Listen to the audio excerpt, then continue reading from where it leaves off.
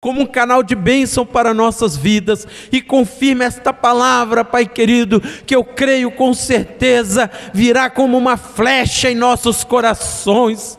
Oh meu Deus querido, toma nossas mentes nas tuas mãos, abra, Pai querido, nosso entendimento, prepara-nos, Pai querido, para ouvir a tua palavra. É o que eu te peço nesta noite, em nome do Senhor Jesus. Aleluias, amém, glória a Deus.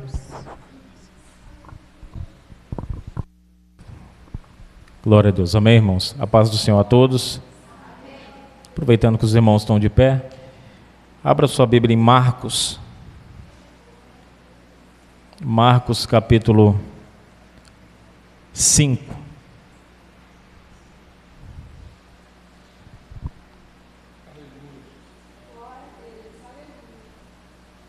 Marcos capítulo 5.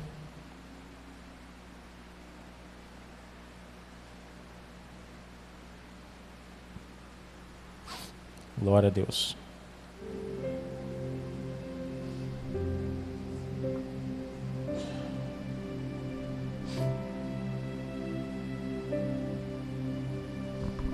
Glória a Deus.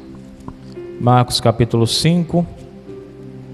Vamos ler apenas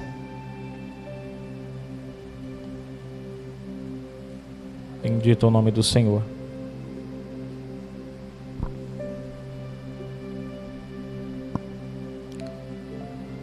Versículo 15, 5:15, versículo 15. Capítulo 5, versículo 15. E foram ter com Jesus e viram o endemoniado, o que tivera a legião, assentado, vestido e em perfeito juízo, e temeram. Amém? Pode tomar o seu assento.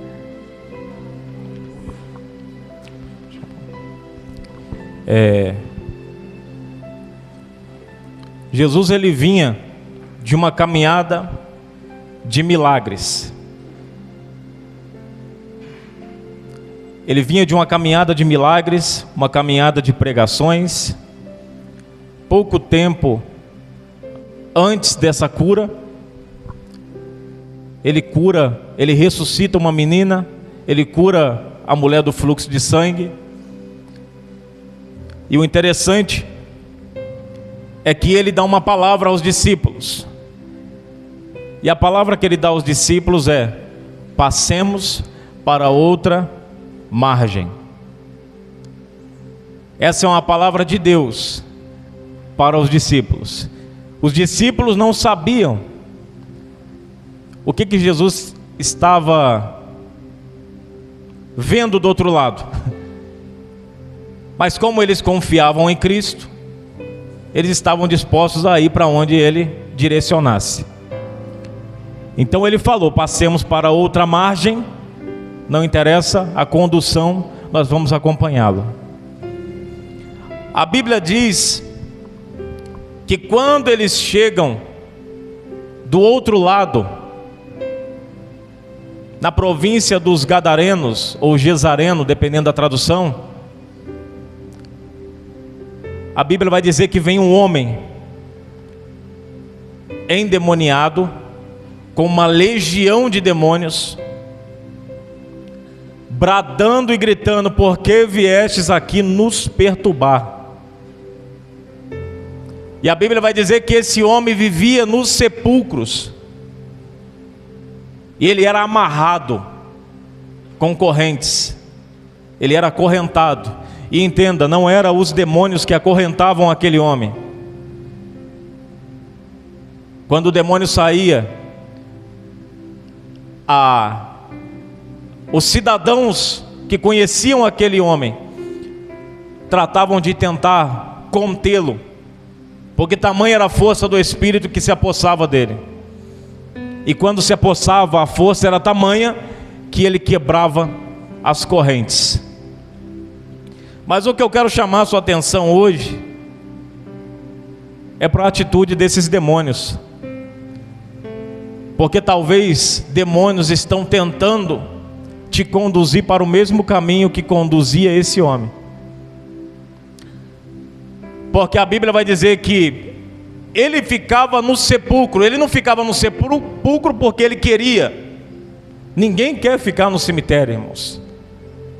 Quem aqui gostaria de passar uma noite sequer no cemitério?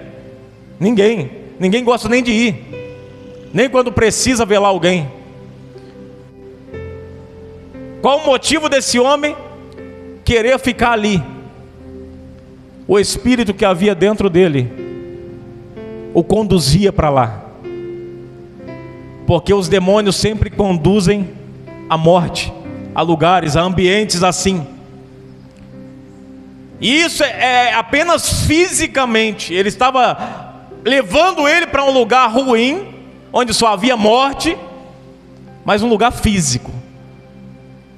Isso é fora o que o diabo faz para conduzir alguém para a morte espiritual. Talvez você fale: mas eu sou crente. Mas o diabo também tenta conduzir crentes para a morte espiritual. E eu digo mais: tem crentes que estão, sem perceber, obedecendo às ordens do diabo. Satanás tem conduzido ele para a morte e ele nem tem percebido. O desânimo vem, ele já não consegue fazer mais nada, ele não está nem aí para nada. Coisas que ele antes dava valor, hoje ele já não se importa mais. Antes, se ele ficasse um dia sem orar, ele estava preocupado. Agora consegue ficar uma semana sem sequer citar o nome de Deus ou pensar nele, e está tudo bem. E os demônios conduzindo para os sepulcros. Então que Deus venha nos dar graça, nos dar visão e discernimento para que nós possamos identificar as garras de Satanás através de alguns desânimos que vêm sobre nós, alguns desleixos que vêm sobre nós, que na verdade é uma tentativa do diabo nos conduzir para a morte. Louvado seja o nome do Senhor. E esse homem, ele ia para lá, e ele ficava lá, e ele se sentia bem lá, isolado. Toda tentativa de se isolar, na maioria das vezes, a tentativa de se isolar é te conduzir para um ambiente de morte. Na maioria, o diabo não consegue pegar você aqui, no meio da comunhão com os irmãos. Na maioria das vezes, quando ele quiser pegar um crente, ele vai te afastar da multidão, te afastar do meio dos santos, porque aqui você está murado. Aqui você encosta num crente, e o crente uma hora ou outra vai perceber que você está para baixo, e ele vai te dar uma chupeta ali, você vai levantar. Então aqui você está protegido, mas aí ele vai tentando te fisgar. E ele faz isso através de algumas especulações e deduções que ele planta na tua mente. Ele começa a falar na tua mente: você não é valorizado aqui, você não é valorizado aqui, você nem recebe oportunidade, as irmãs nem falam com você, você não faz parte de nada.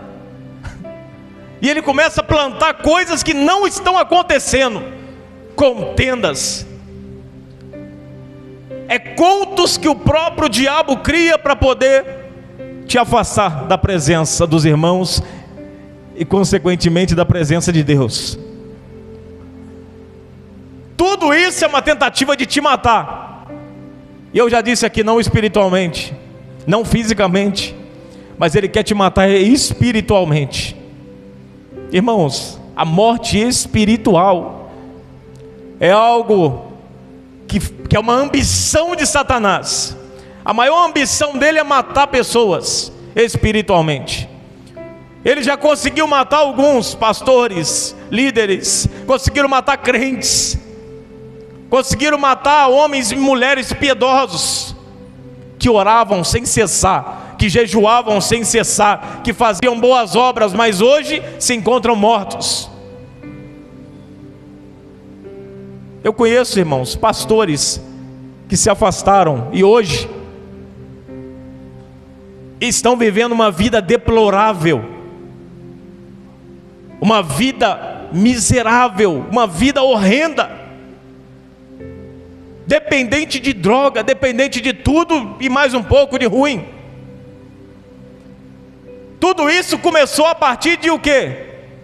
De uma oportunidade que foi dada ao diabo para falar em seu ouvido. É quando você está na igreja, você está no culto, mas de repente você começa a alimentar tudo de ruim que vem na sua mente. Tudo de ruim que vem você interpreta, tudo que vem sobre você, você interpreta como mal. Irmão, não me deu a paz do Senhor, por isso que eu não vou na igreja, por isso que eu vou me afastar, porque esses irmãos só pensam nele mesmo, e assim vai. São algumas das coisas que o diabo vai fazendo. E outro detalhe, Satanás ele é super interessado em te afastar de pessoas que têm potencial para te manter na presença de Deus. Então a primeira pessoa que ele tende a colocar contra você, ou você contra ela, são pessoas que têm o potencial para te levar à salvação. São pessoas que Deus deu a capacidade, que Deus deu a fé, o testemunho para te influenciar, de tal forma que você consegue, toda vez que olhar para ela ou para ele, continuar perseverando independente da situação da tua casa. Dessa maneira o diabo não consegue encontrar o caminho do teu coração para enfiar a estaca. E uma coisa muito interessante é que o caminho para uma possessão não é assim do dia para a noite. O caminho para uma possessão dura dias. Dura dias, dura às vezes anos. Primeiro você começa a dar legalidade na mente. Primeiro o diabo fala no ouvido. Primeiro ele sopra no pensamento. E você começa a acatar tudo que ele manda. E ele vai deturpando a sua mente. Isso pode ser chamado de desconversão. Nós se convertemos quando viemos a Cristo e mudamos toda a rota da nossa vida. Nós íamos para lá, agora vamos para cá. Andávamos para trás, agora andamos para frente. Nós mudamos nosso pensamento, nossa maneira de se vestir. Se tornamos cidadãos exemplares. Isso é uma conversão. Não é só uma mudança exterior, mas também a mente muda, o coração muda. Coisas que antes você pensava não pensa mais, coisas que antes você desejava já não deseja mais. É uma mudança completa de dentro para fora. A desconversão acontece quando você começa a fazer o caminho de volta.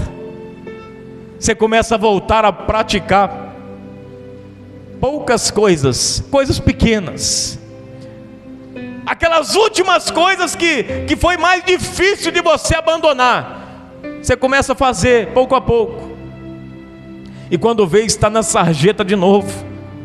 O problema é que para você ser resgatado era um estágio.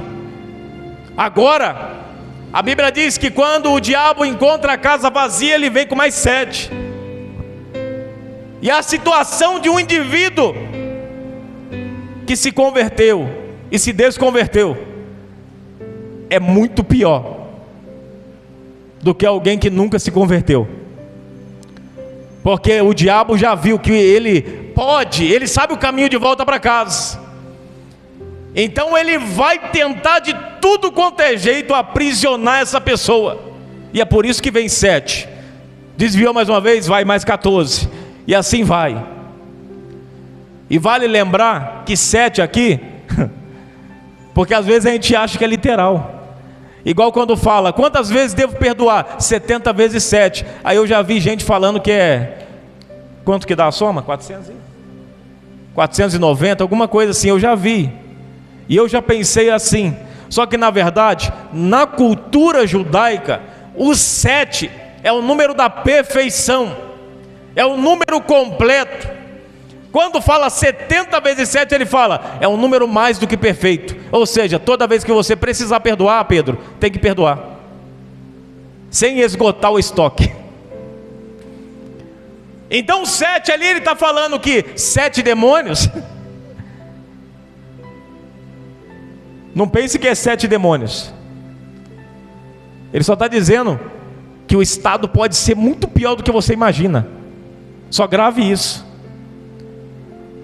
Eu acho que às vezes os crentes não sabem com quem está lidando.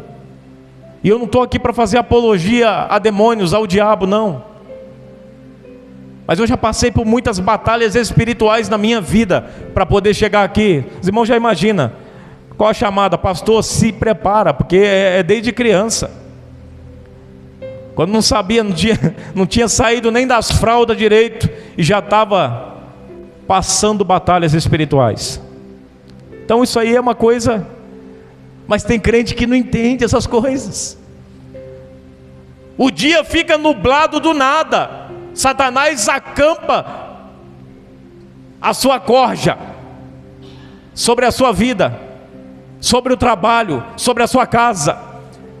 E a pessoa fica tristinho, se intoca no quarto e fala, não vou sair, estou ruim, estou desanimado, o dia está ruim. A hora que é para orar, a hora que é para guerrear de pé, ele mostra para o diabo que ele está mais do que vencido. Sendo que a Bíblia diz que maior é o que está em nós do que o que está no mundo. Sendo que a Bíblia nos chama de soldado, e soldado tem que estar preparado em todo o tempo. Percebeu a guerra, está de pé, a espada está aqui, rapaz, a couraça está aqui, não tem problema, o capacete da salvação está aqui, eu tenho a certeza dela, pode vir. É isso que a palavra de Deus diz para nós. Mas não, os crentes brincam. Eles vão brincando de ser crente, não levando em conta que o diabo, irmãos, o reino espiritual é bem arquitetado. Paulo vai dizer que o reino espiritual, ele tem hierarquia. Não é assim, aquela baderna que a gente pensa que é. Igual a gente fala, o diabo é qualquer um que a gente mete um pé na testa dele. Igual tem uns louvores que canta hoje que eu falo para você, que pisa na cabeça, e pisa nada, irmãos. O anjo Miguel, arcanjo de guerra, a Bíblia diz que quando ele estava levando o corpo de Moisés para sepultar, Satanás se opôs do caminho, era Satanás. O que ele diz? O Senhor te repreenda. Ali se trata de Satanás, não era um demôniozinho, era o líder. E eu estou falando de Miguel. E Miguel entende a hierarquia e fala, o Senhor te repreenda.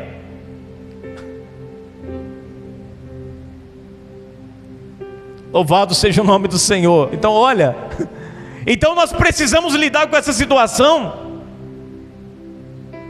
com o nosso coração humilde, entendendo que se Deus não estiver nessa guerra, a gente não aguenta. Tem uns crentes que parece que é Ele que vai expulsar. Tem uns crentes que parece que Ele vai expulsar no tapa, e ele acha que o diabo vai correr, que o diabo tem medo dele. Não tem. Os demônios brincam. Você vê nessas igrejas aí que os irmãos ficam chamando, entrevistando e falando, põe uma para trás, e sei lá o que, fala. Você acha que o diabo está sendo humilhado? Não, ele está brincando. Ele está se aproveitando daqueles que acham que é alguma coisa. Estão perdendo tempo, ele está tirando o tempo da palavra no culto para poder dar testemunho, para poder falar de onde veio, para falar de onde vai, sendo que poderia estar pregando a palavra para a igreja. A coisa que ele mais gosta é se manifestar e atrapalhar o culto. Por isso que eu desenvolvi um hábito na minha vida. Toda vez que eu vou orar e eu percebo que a pessoa manifestou, eu nem deixo. Eu já falo, Senhor, em nome de Jesus, sai. E às vezes poucas pessoas percebem que a pessoa ia manifestar. Eu desenvolvi esse hábito, porque eu sei que ele gosta de aparecer. E eu quero ver milagre de Deus. Eu não quero ver diabo fazendo palhaçada na igreja. Eu não quero ver isso, irmãos. Não me interessa. O que me interessa é ver o canceroso ser curado. O que me interessa é as conversões. Cadê as almas? O que me interessa é ver vidas transformadas, casamento transformado, reconciliação. É isso que me interessa. Agora, o que o diabo faz, eu sei que ele veio para fazer tudo de ruim. Eu sei disso. E nós estamos aqui para quê? Para corrigir tudo que ele faz, tudo que ele quebra. Louvado seja Deus. Então Paulo vai dizer que é um reino bem arquitetado. Ele vai falar que principados, demônios menores que ficam na terra, milhões e milhões de demônios que são inferiores, que agem na terra, eles incorporam. Depois tem as potestades, que são demônios superiores, milhões, que dominam sobre esses inferiores. Depois tem príncipe das trevas. Príncipe das trevas são demônios específicos, que agem exclusivamente para que o homem não se converta, não reconheça a glória de Deus. Hostes espirituais da maldade são pequenos batalhões de demônios que ficam à espreita, aonde a guerra é mais perto de se perder, aonde a pessoa já está quase com a boca na botija, quase aceitando a proposta, ele fala: agora, ataca. Então é um reino bem arquitetado, irmãos, não é uma bagunça. Aí eu falo, a igreja quer brincar, quer agir de qualquer maneira. Aí nós vemos o resultado. Nós vemos o resultado nas igrejas. É crente apanhando do diabo daqui para lá, e ele nem sabe que está apanhando. Vai ver as coisas que estão acontecendo em volta, e nós vemos ali a mão do Satanás agindo, porque a pessoa quer ficar brincando.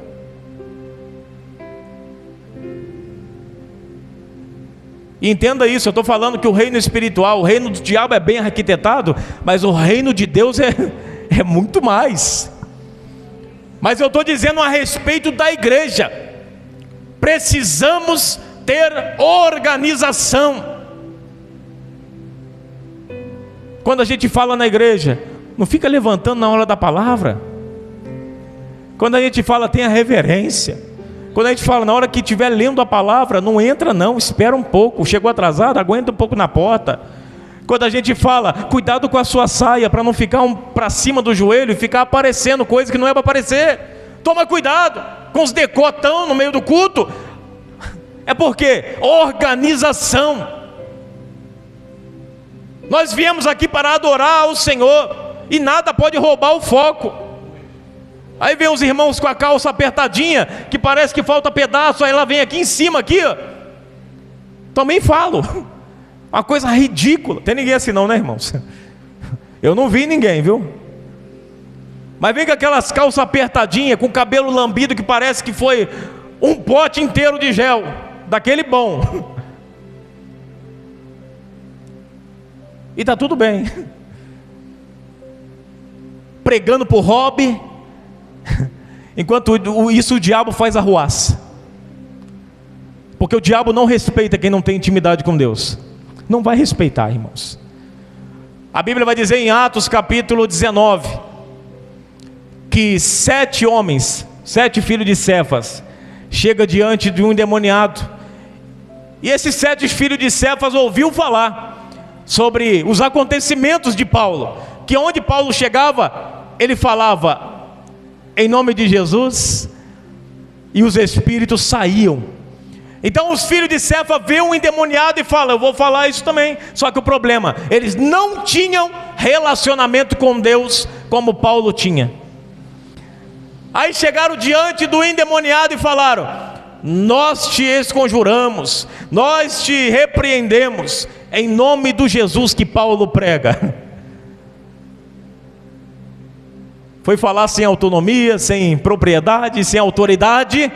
E sem autoridade eu digo, sem relacionamento. Um crente sem relacionamento é sem autoridade. Ou seja, está falando de coisas que não sabe. Não conhece Jesus e quer falar no nome dele. Falar em nome de Jesus é você estar representando Jesus. Não é só em nome de Jesus, não. Aí o diabo fala para eles, os demônios: conheço Paulo e bem sei quem é Jesus, mas e vós? Quem sois? Quem sois? E a Bíblia diz que ele avança naqueles homens, e os 7 saem correndo e pelado, envergonhado e machucado. Então que nós tenhamos, irmãos, essa consciência. É crente? Então age como crente. Não brinca não. Não brinca não. Respeite o lugar onde você está sentado, o título que você carrega: sou cristão. Porque a partir do momento que se levantou a mão e falou: eu estou dentro, você travou uma guerra contra o reino das trevas. Travou. Você tem um aliado, os anjos do Senhor acampam ao redor daqueles que o temem. Mas não pise fora, porque uma vez desviado, Satanás tem brecha e legalidade para retornar para casa. Então, em nome de Jesus, toma posse, pisa firme no chão e diga: eu sirvo ao Senhor. A minha mente é de Cristo, eu sou de Deus. O diabo não sopra nada no meu ouvido. Na minha mente quem manda, quem governa é o Espírito Santo de Deus. Arabaia céu. E a Bíblia diz que esse homem, Jesus, ele repreende aquele demônio. O demônio vai nos porcos, os porcos se lançam no mar e morre aquela manada de porcos. Os homens que eram os donos dos porcos chegaram, os porqueiros. E quando chegaram, viram o homem. Eles estavam assustados que os porcos, pela notícia, que os porcos haviam sido mortos. Entraram dentro do rio e foram todos afogados ali. Se afogaram. Eles estavam assustados com isso, mas quando eles chegaram, o susto mudou. A Bíblia diz que eles se assustaram em ver um homem que era atormentado, que vivia acorrentado, sentado e em perfeito juízo. Alguém que Satanás envergonhava, andava pelado, é o que a Bíblia vai dizer, rasgado, e agora estava vestido em perfeito juízo. Foi isso que Jesus fez comigo e fez com você. Nós éramos sujos, encardidos. Ele pegou-nos, nos tirou da lama, do lamaçal do pecado, e hoje Ele nos colocou em perfeito juízo. Hoje nós temos a garantia da salvação. Hoje nós não somos mais criatura qualquer um, nós somos filhos de Deus. E a Bíblia diz que esse homem, agora, olha que interessante, irmãos. Eu falei sobre a questão do reino espiritual, e olha que interessante. A Bíblia diz que ele é curado, é liberto. Mas aí quando nós voltamos um pouco, o que aconteceu no mar? Uma tempestade. Foi cantado aqui hoje. A tempestade, na verdade, ela não foi uma tempestade comum. Essa tempestade foi uma guerra espiritual de alguém que sabia que Jesus estava indo para lá. Prova disso é que a palavra que Jesus usa quando ele é despertado não é acalma-te mar. Ele fala, beber um golo de água que a garganta foi.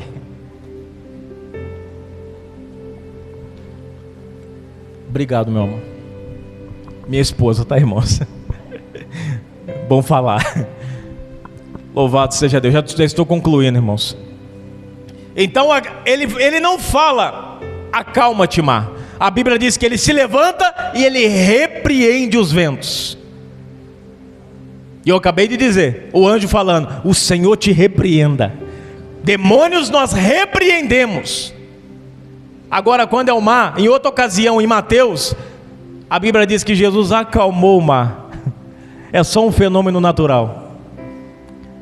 Os demônios perceberam que ele estava indo para lá. O que eu estou dizendo com isso? Talvez o vento que você está vivendo hoje só significa que Jesus está perto de resolver o problema lá. O vento que você está passando hoje, é possível que Jesus esteja a caminho da tua casa, para poder resolver, para poder libertar, para poder curar. E por isso o diabo sabe, ele vai causar um escarcéu para tentar impedir. Mas a palavra de Deus diz para nós, que operando Deus,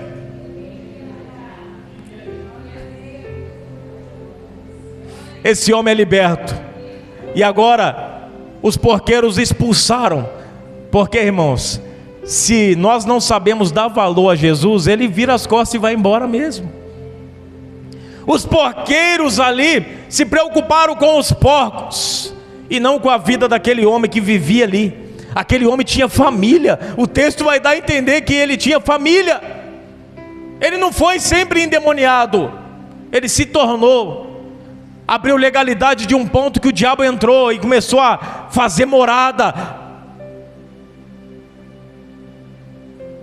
Ele tinha família, vivia ali, e Jesus foi para libertar, e eles estavam preocupados com os porcos. Mas quando chegaram, falaram: sai daqui, vai embora.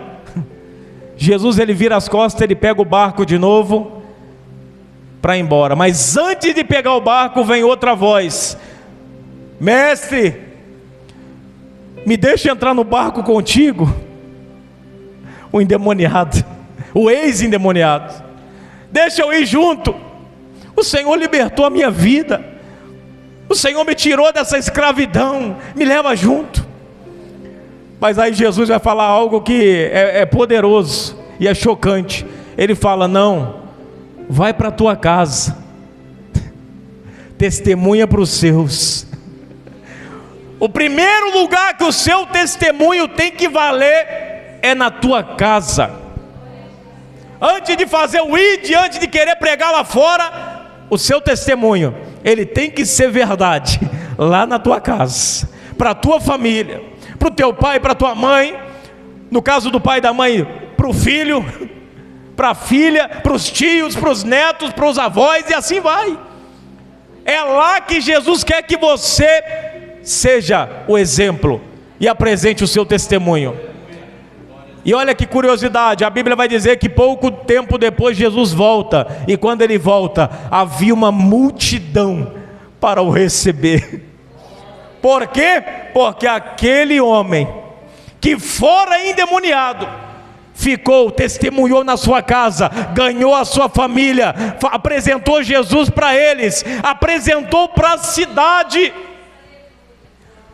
e ganhou uma multidão para Jesus. Então Jesus, ele não foi lá, essa guerra não foi à toa, em vão. É porque o diabo sabia a capacidade, o potencial que aquela alma tinha. O diabo sabe o potencial que você tem. O diabo sabe da chama que arde no teu peito, ele sabe. Tem coisas que são invisíveis para nós, mas o reino espiritual enxerga bem. O diabo sabe da chama que arde no teu peito. Ele sabe do desejo do teu coração de pregar a palavra, de fazer a obra de Deus. E ele vai tentar de tudo para tirar isso de você. Ele vai tentar de tudo matar você. Ele vai tentar de tudo sepultar os teus sonhos. Porque ele sabe que você tem potencial. E se você for solto, se você for liberto desses vícios, das correntes que te prendem, ele sabe, muitas almas irão se render. Não pode. eu tenho que impedir ele, porque se ele não for impedido, uma multidão eu irei perder uma multidão que eu poderia angariar para o meu território. Que Deus venha ter misericórdia de nós, irmãos, e venha nos ajudar a sermos verdadeiros soldados, irmãos, nesse campo. Irmãos, eu gostaria de convidar a igreja a se colocar de pé, já vou encerrar. Eu gostaria, nesse momento, de fazer aqui um convite. Alguém está enfermo em nosso meio, irmãos? Alguém está com dores em nosso meio? Vem à frente, nós vamos orar. Hoje é sexta-feira, amanhã é sábado. Eu creio que quase ninguém amanhã trabalha, né? Fora o trabalho de